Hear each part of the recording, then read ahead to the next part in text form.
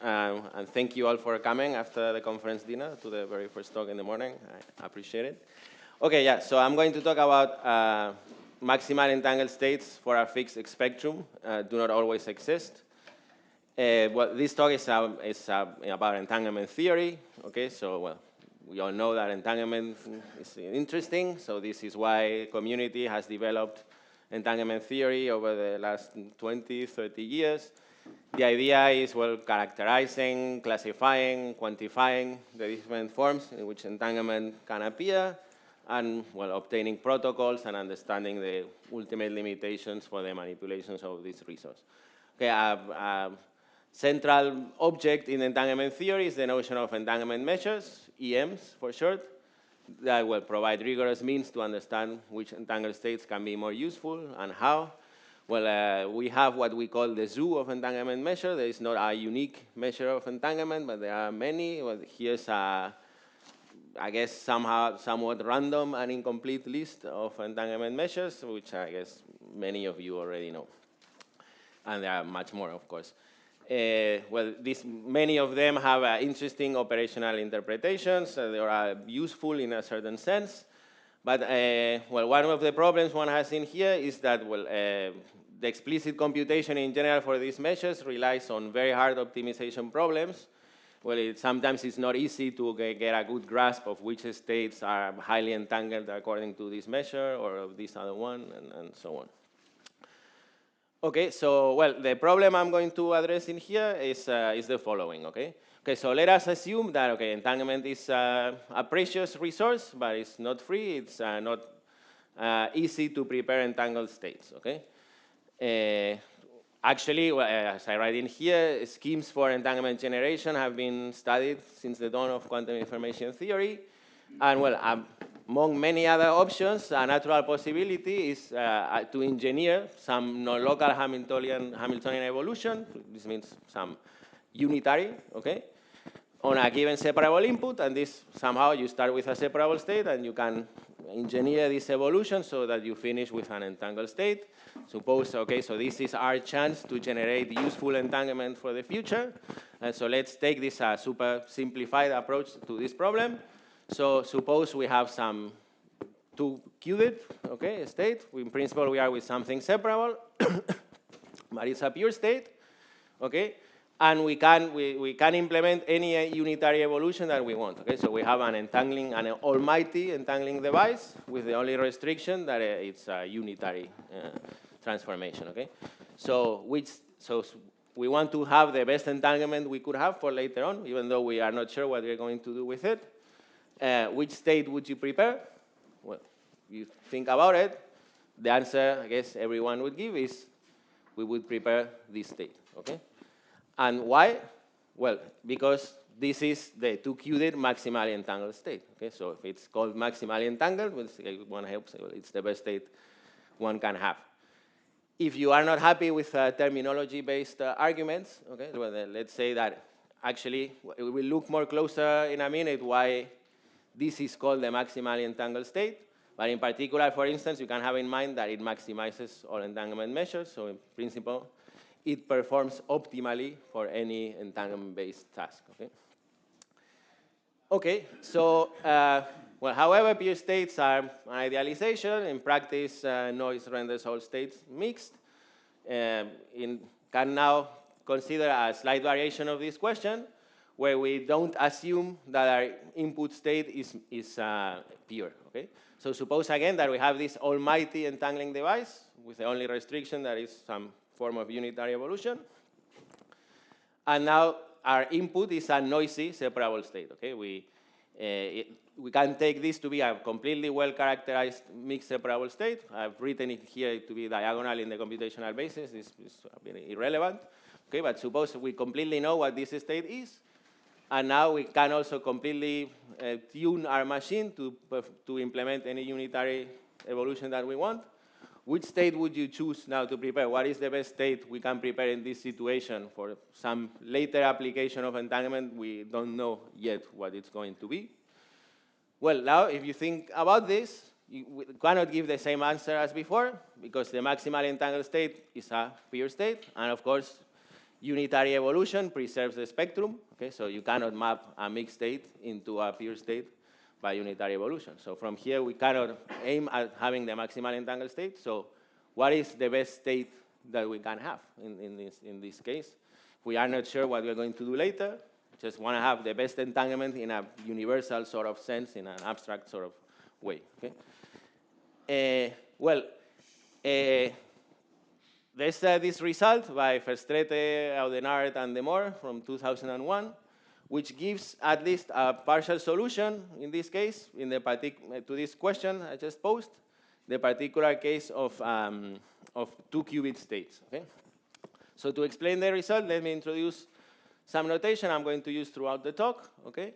So now we are dealing with 2 qubits. So I denote with phi 1, phi 2, phi 3, and phi 4, the 4 elements of the Bell bases.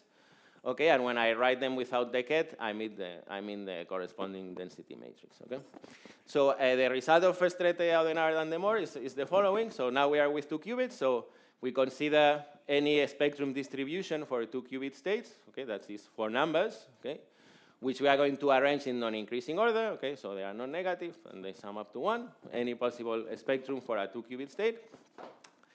Then it happens that there is a unique maximizer, up to local unitary transformations, of course, of 3 different entanglement measures. So if you consider all the states with a given spectrum, and you consider 3 common entanglement measures, namely the entanglement of formation, the relative entropy, and the negativity, then it happens that the state that has maximal entanglement according to these 3 measures for a given spectrum is the same. Okay? And it's this state in here, which is somehow the eigenstates are the 2 first elements of the Bell bases, and then these 2 separable states, 0, 1, and 1, 0. This state has maximal entanglement according to these 3 entanglement measures among all states with the same spectrum. Okay? Why is this relevant in the context of the question I was posing? Because, well, actually, so if we consider a question in the case of 2 qubit states, okay, so now we have some mixed state, for which we know the spectrum, then according to this theorem, the answer to our problem is always the same if our goal is to optimize any of these measures, either the negativity, the entanglement of formation, or the relative entropy of entanglement. Then this theorem tells us that the best we can do is prepare this state rho lambda that I gave you before, given by Verstraete, Audenard, and Demore. Okay? And for this reason, well, this family of states then became known in the literature as the 2-qubit maximally entangled mixed states, or MEMS for short. Okay? But once you see this, well, there's a natural question arises. Actually, it was officially posed by Konrad Audenard. Okay? Well, the question is very natural. I mean, is this an accident? Does this happen only for some entanglement measures, or this is a general feature, and these states maximize every entanglement measure, and not just the 3 that Audenard, Verstraete, and Demore proved? Okay? If you want, in other words, what we're asking here is the best state that we can prepare always this state, and hence this is task independent, independently of the particular entanglement measure and entanglement-based task that we want to carry out later? Or it depends on the task, and, well, these states happen to maximize some measures, but not all. Okay?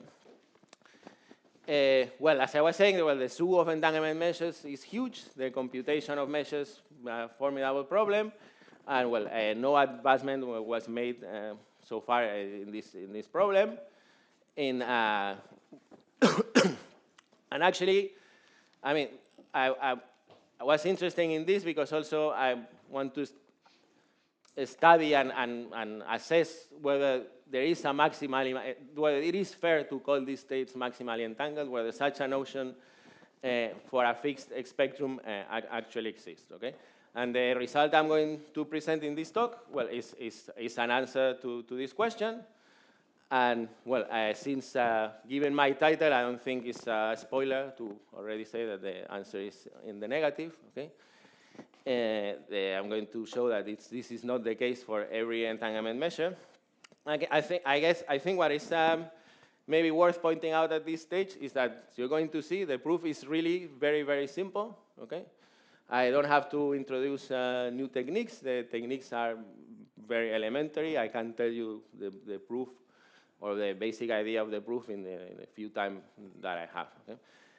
I think what people back that look into this question, why this question seemed hard to them is because I think people were thinking very much into, okay, we have to optimize these entanglement measures, and this is a bit a dead end because working with this double optimization problem becomes very hard. Okay?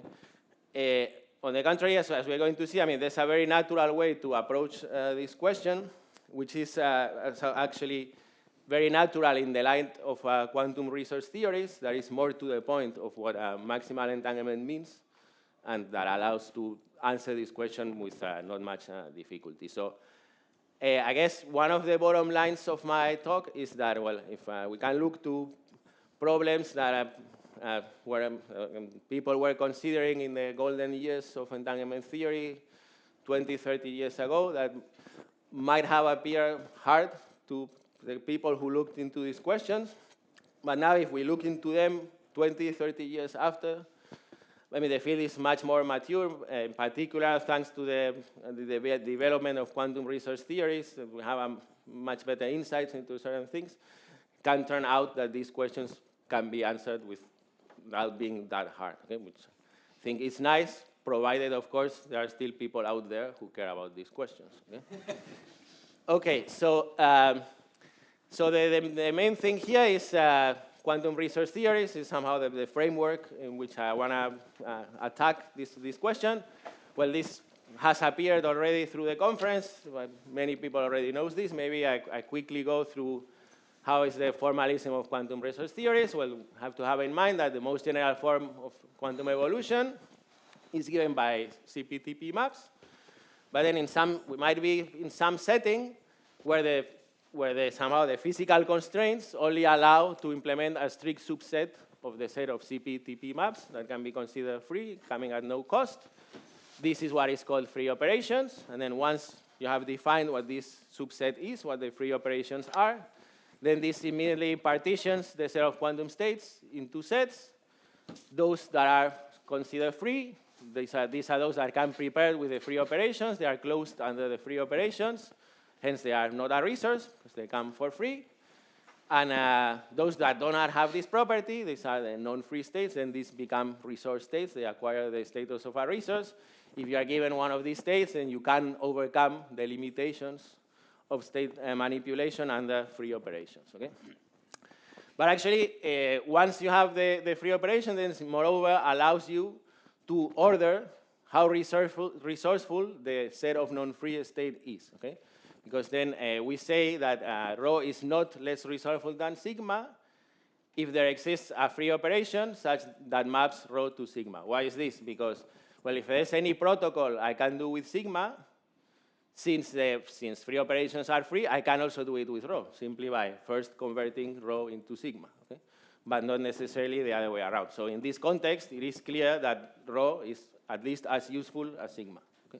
So this is why we get an ordering in our set of states. And once we have this ordering, then we can introduce resource measures by considering functionals that preserve this ordering. Okay? In the resource theory of entanglement, well, the set of states is bipartite density matrices, say with local dimension D, which I'm going to denote by this.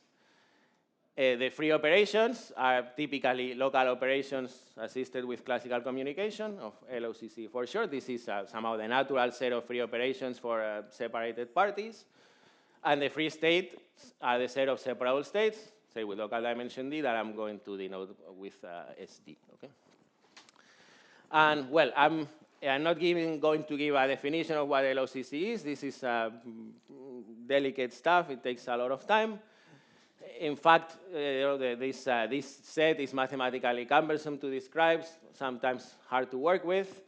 And well, for this reason, it is often useful to consider inner and outer approximations to it. So there is a long story to this, from outer approximations, I don't know, like SEP, PPT maps that we have mentioned in here. Here, in particular, I'm going to use the maximal possible extension which is the so-called non-entangling operations. These are pretty easy to define. These are all CPTP maps that preserve the set of separable states. Okay? They map separable states into separable states. Because in any resource theory, the free operations have to have this property that they map free state to free states. So LOCC is a subset of non-entangling operations, and it's well known that it's actually a strict subset. Okay? So somehow, if you can prove that something is impossible with non-entangling operations, then it is also impossible by LOCC. And also, in a certain sense, non-entangling transformations are, in the context of resource theories, these are corresponds to resource non-generating transformations. This is the largest class of operation that you can consider in any resource theory, because somehow the largest class of operations that you can have is those that map free states into free states. You cannot allow for something else, something larger than this, because then you would map a free state into something that is not free. Okay? And again, well, these operations have been considered for long by many people. Okay? Okay, so why is there a maximally entangled state? Well, the reason is actually Nielsen's theorem, famous result in entanglement theory, characterizes LOCC convertibility among pure states. Okay? Not going to give the conditions, they are not relevant here, but a simple corollary of Nielsen's theorem is that this state, the maximally entangled state, is the only state with local dimension D that can be transformed by LOCC into any other state of local dimension D. Okay? So it is the maximal element according to the order given by LOCC. Okay? Hence, this is why it is the maximal entangled states, and in particular, this is the reason why it maximizes all entanglement measures, because they have to be monotonic under this ordering. Okay? And in particular, if you think about this, this means it's the most useful state among all states of local dimension D for any task to be carried out within the LOCC paradigm, independently of its concrete goal. It doesn't matter whether you're later going to do teleportation or cryptography or whatever. If it's a task to be performed under LOCC, you know this is the best state that you can have. Okay? And this is why this is the answer to the initial problem I posed when we have pure states. Okay? And now, can we have a maximally entangled state in a given set? Okay, if we have like a more restricted class of states.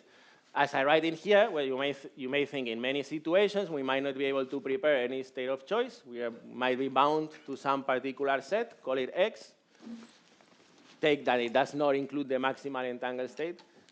Can we have a notion of maximally entangled state in this set? Well, if you have followed and agreed with me this course on resource theories, then the answer is clear. Okay? Given a set of states, a set in this set is the maximally entangled state in this set if it holds that I can transform this state by LOCC into any other state in this set.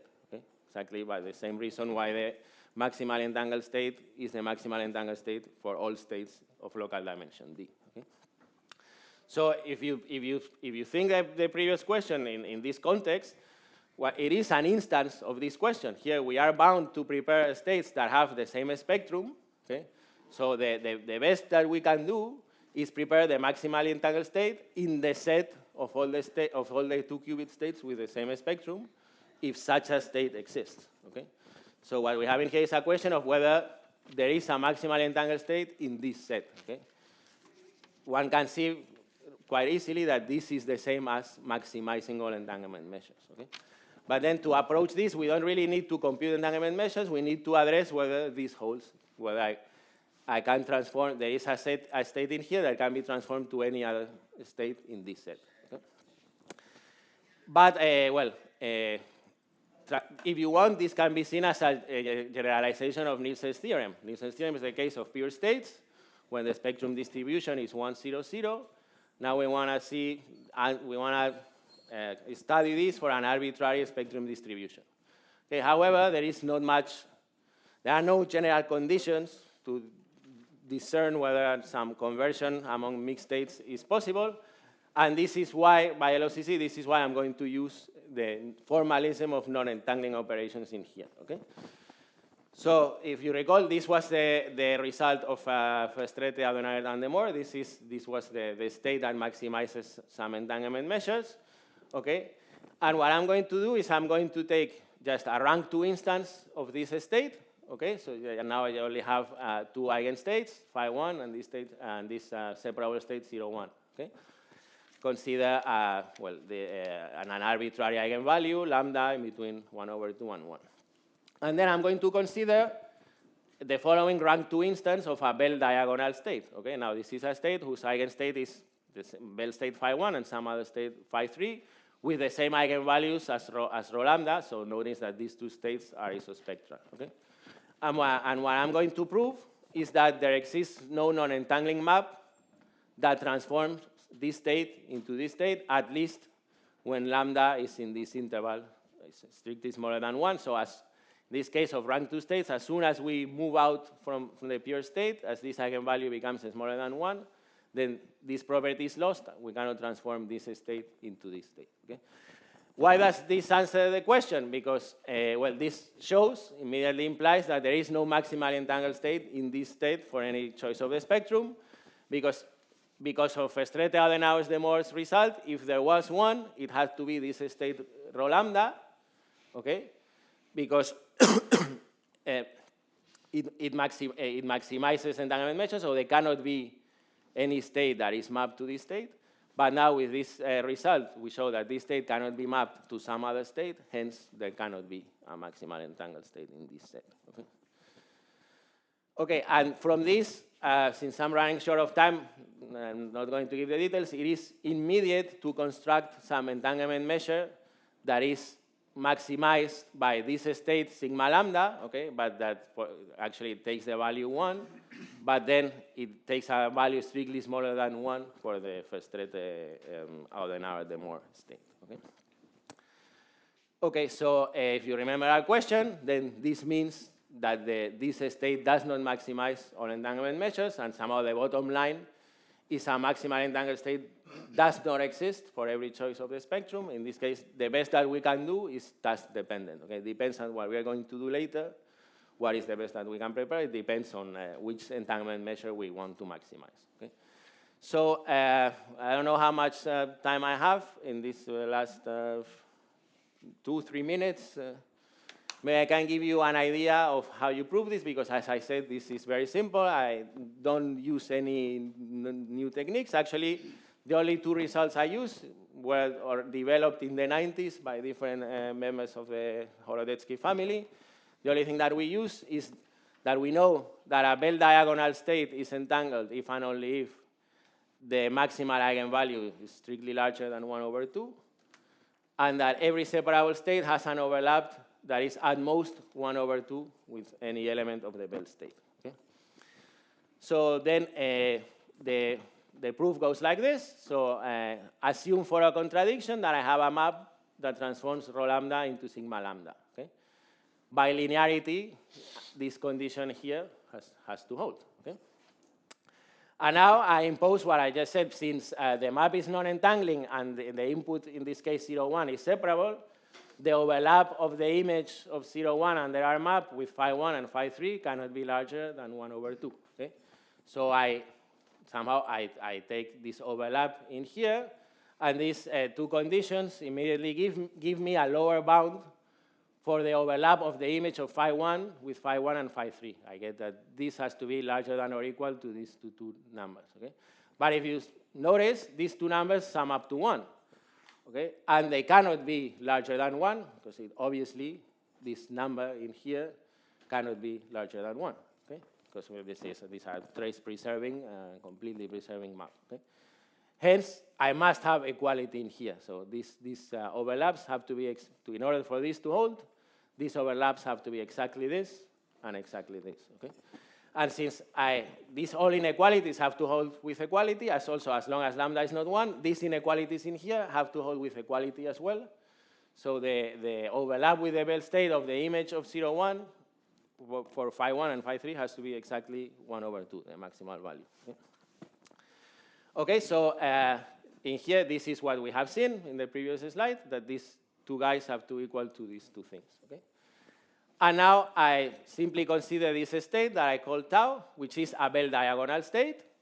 The maximal eigenvalue is 1 over 2. So if you recall the conditions I gave before, it is a separable state, which I can actually, remember phi 3 and phi 4 are 0, 1 plus 0, 1 and 0, 1 minus 0, 1. So I can rewrite this like this.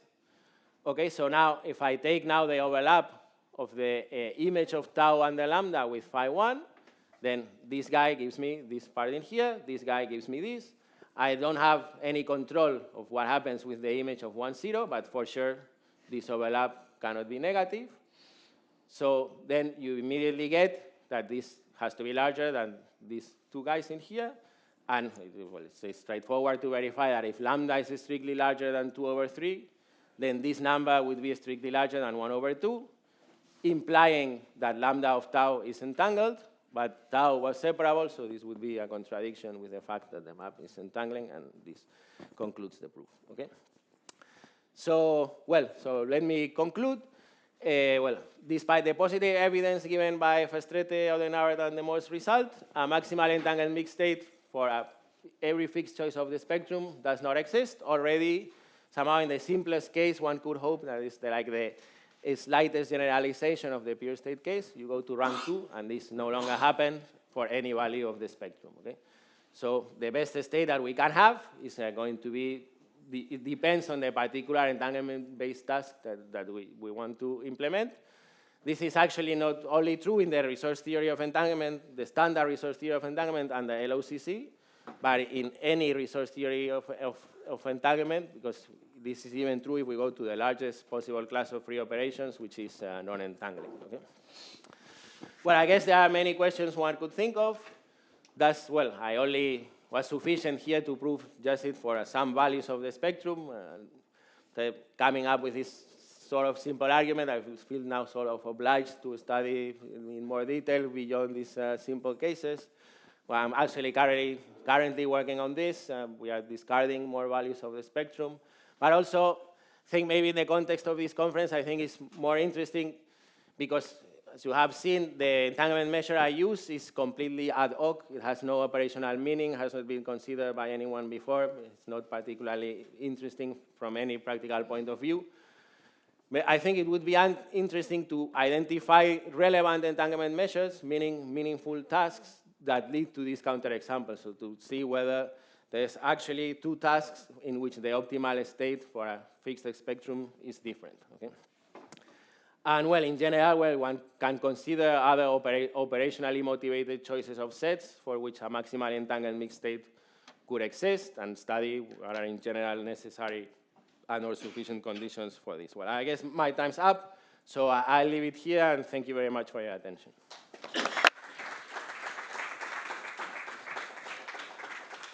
Okay, so I think we have time for exactly one question. Do we have one question? Okay, one question over here.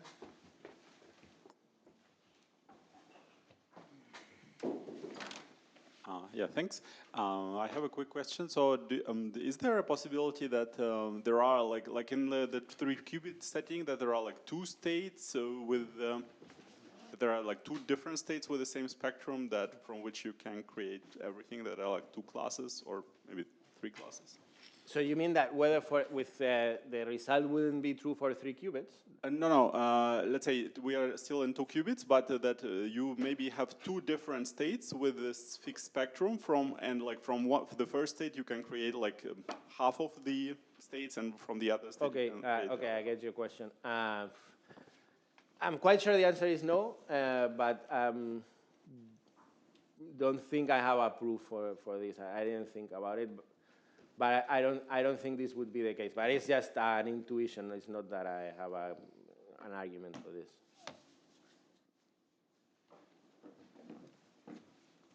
Okay, then let's thank our speaker again.